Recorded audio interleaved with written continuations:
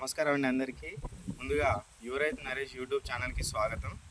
ఈరోజు మనం వరిలో రెండవ దఫా ఎరువుల కింద యూరియా మరియు పొటాష్ కలిపి చల్లడం జరుగుతుంది. ఇది అండి పొటాష్ మరియు యూరియా కలిపి చల్లడం జరుగుతుంది. ఈ పొటాష్లో మనకు రెండు రకాలైన పొటాష్ మనకు అందుబాటులో ఉన్నాయి.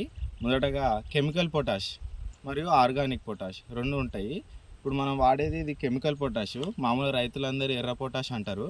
ఈ కెమికల్ పొటాష్ అనేది ఎంఓపి రూపంలో ఇది ఉంది. ఇప్పుడు మేము వాడేది ఎంఓపి రూపంలో ఉంది, అంటే మ్యూరియేట్ ఆఫ్ పొటాష్. ఇందులో 60% ఆఫ్ పొటాష్ K2O రూపంలో ఉంటుంది, పొటాషియం ఆక్సైడ్ అనే రూపంలో ఉంటుంది.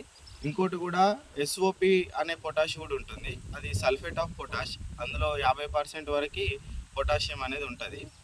మామూలుగా మనం ఆర్గానిక్ పొటాష్ అయితే మాత్రం అది అలా కెమికల్ అయితే ఏముండదు. అది మామూలు చెక్కలు కాల్చడం వల్ల, లేకపోతే ఇతర సేంద్రియ పదార్థాలు, లేకపోతే ఇతర ఎరువుల ద్వారా తయారు చేసిన పదార్థాలతో సేంద్రియ పొటాషియం తయారు చేయడం జరుగుతుంది. వరిలో ఈ పొటాష్ యొక్క పని ఏ విధంగా ఉంటుందంటే, మామూలుగా మన వరి సాగు చేసేటప్పుడు ఈ పొటాష్ని మొదట ఫస్ట్ దఫాలో పిలక దశ, అంటే నాటు వేసిన 25 రోజుల నుంచి 30 రోజుల మధ్య ఒకసారి వేసుకుంటాం. మళ్ళీ చిరుపొట్ట దశలో ఒకసారి వేసుకుంటాం. దీని యొక్క పని ఏంటంటే కిరణజన్య సంయోగక్రియ, ఫోటోసింథసిస్ ద్వారా తయారైన ఒకటి పదార్థాలను ఈ పొటాష్ అనేది మొక్క యొక్క అన్ని భాగాలకు చేరవేస్తుంది.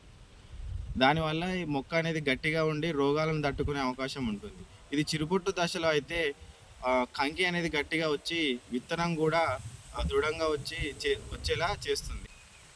అయితే మనం చూపెట్టు ఈ ఎర్ర పొటాష్ అనేది ఉంది కదా, పొటాషియం క్లోరైడ్ KCl రూపంలో ఉంటుంది. ఈ పొటాషియం క్లోరైడ్ అయినా సరే, పొటాషియం సల్ఫేట్ అయినా సరే, ఇది ఎంత ఎక్కువ మోతాదులో వాడితే అంత ప్రమాదకరంగా భూమి మారుతుంది.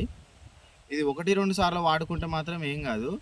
ఈ ఈ కెమికల్ పొటాషు దీర్ఘకాలంగా ఎక్కువ సార్లు వాడడం వల్ల భూమి తన సమతుల్యతను కోల్పోయి భూమి యొక్క పైపొరల్లో క్లోరైడ్ మరియు సల్ఫేట్ రూపంలో నిక్షేపమై ఉంటుంది. అలా నిక్షేపమై ఉండడం వల్ల మనం ఫ్యూచర్ జనరేషన్లో మనం పంటకి ఎలాంటి సూక్ష్మ పోషకాలు అందించినప్పటికీ అందులో పంట అనేది రాదు.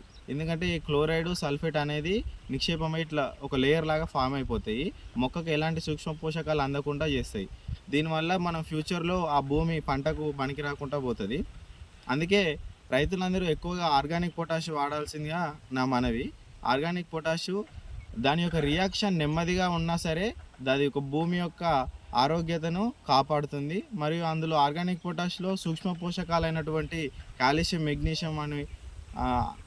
మెగ్నీషియం కూడా అందుబాటులో ఉంటాయి మనకు. ఈ కెమికల్ పొటాష్లో దీని యొక్క పనితనం రియాక్షన్ తొందరగా ఉన్నటువంటి అప్పటికి ఇది భూమి యొక్క సమతుల్యతను కోల్పోయేలా చేస్తుంది. కాబట్టి రైతులందరూ 1-2 సార్లు వాడినంత మాత్రానికైనా నెక్స్ట్ నుంచి అయినా ఆర్గానిక్ పొటాష్ ఆడవలసిందిగా నేను కోరుతున్నాను. ఇప్పుడు మన దగ్గర ఆర్గానిక్ పొటాష్ అందుబాటులో లేదు మా చుట్టుపక్కల, అందుకే నేను కెమికల్ పొటాష్ వాడుతున్నాను. ధన్యవాదాలు.